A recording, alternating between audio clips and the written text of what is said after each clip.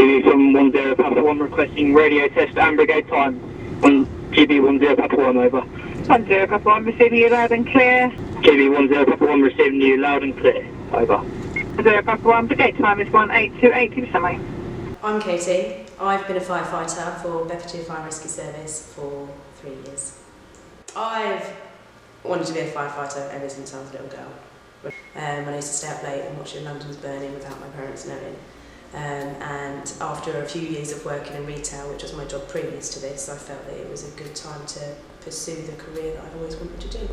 My name's Lorraine Moore and I've been a firefighter in November. It'll be 30 years. So, because I started off as an on-call firefighter back in November 1989. Did that for like 2.5 years. That was when my children were very small, so they were sort of 2 and 4 roughly when I first joined that. Decided I enjoyed it that much that I then thought, well, I'd apply for whole time. Applied, got in, because back in those days that's when there was a height restriction and age restriction. Got in, so I've been a whole time firefighter ever since, although the roles within that, obviously in my career, have actually changed. On my station there are 15 firefighters and I am the only female. When I first started as a firefighter, I have to say I was a little apprehensive as to what it was going to be like working in a male-dominated environment. But I can honestly say since I've started, I don't feel like I stand out. I feel like I can do everything that the males can do. Of course everyone has their strengths and weaknesses, and if they want to stick someone in a smaller space or something like that, I'm usually the one to go into it. Or if somebody is in distress, whether it be a child or anything like that, I am usually the best suited person in order to comfort them.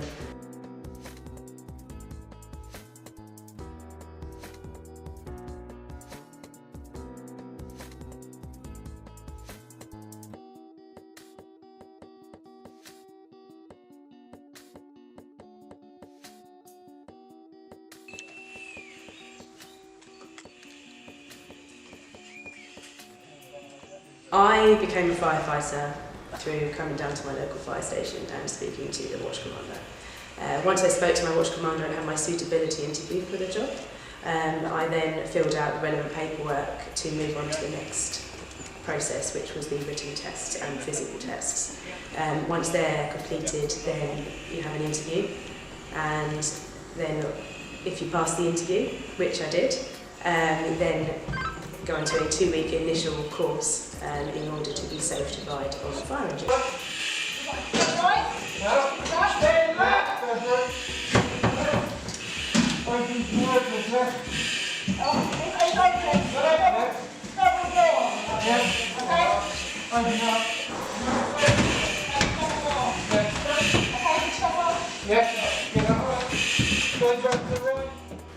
What I love most about my job is just how active it is and how challenging it is. I've never been one to sit still. I've always been one to be running around, or when I was at school playing in all the sports teams, always a bit of a adrenaline junkie, if you like. I like heights and everything like that. Learning new skills, the camaraderie with all of your work colleagues. And probably the biggest thing I love about my job is the opportunity that you get to go out into your local community and just knowing that you're like an important part of keeping the community safe, and the self-satisfaction that comes with that from doing the job that you do is something that I really do love about my job.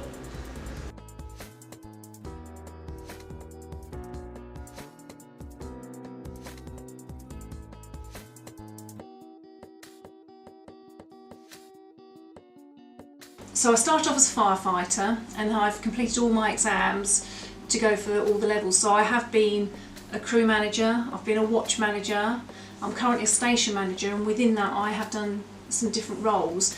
So although at the moment my permanent role is a fire safety manager, with that, as happened earlier, I'll get a phone call and I will actually go out to operational incidents. So my car has got blue lights and two-tones on it, so I'll actually respond in that.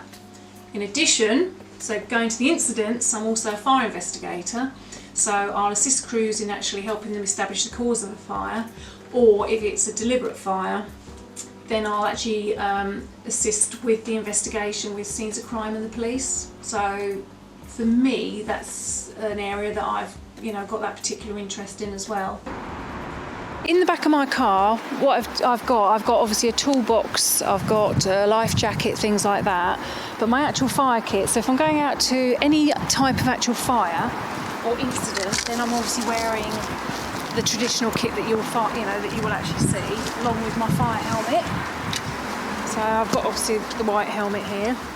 However, if I go out to a fire investigation, obviously because the stuff needs a lot of cleaning when we get back from fire investigations, and we need something that's a bit lighter, because obviously if we're going to be working out and about, this is obviously my fire investigator kit, which it's got plenty of pockets in it as well, and it also,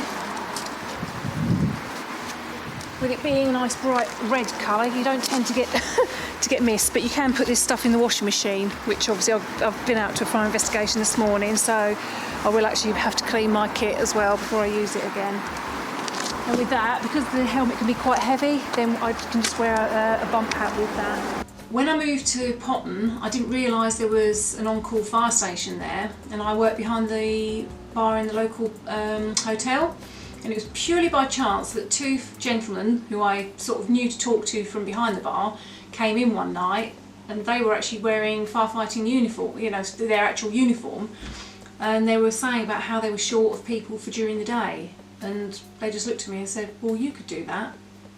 And that was just enough to sow the seeds, but it wasn't something, I didn't know there was a fire station in Potton, it wasn't something I'd thought about doing, but it was enough to sow the seeds. And I took the attitude from that moment on. I thought, yeah, I'm going to apply for this, and I took the attitude, I'll apply for it. If I get in, I get in. If I don't, at least I've tried.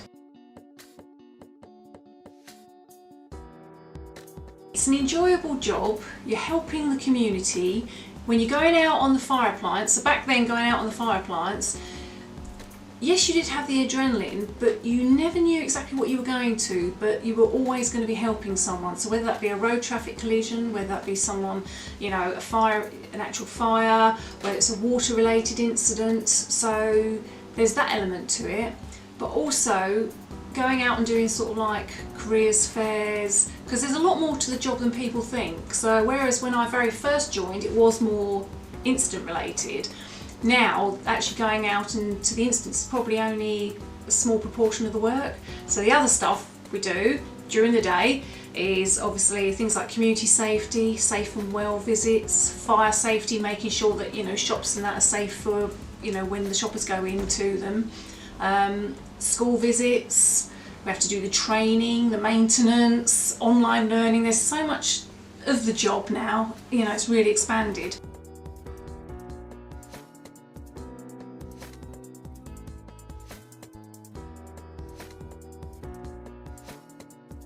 It's the best thing I've ever done, and I wouldn't change it for the world. Being a firefighter, it's challenging, it's fun. It's just the best. It's all about having a diverse workforce actually helps, and it isn't just about strength. A lot of it as well is some of the softer skills that you need.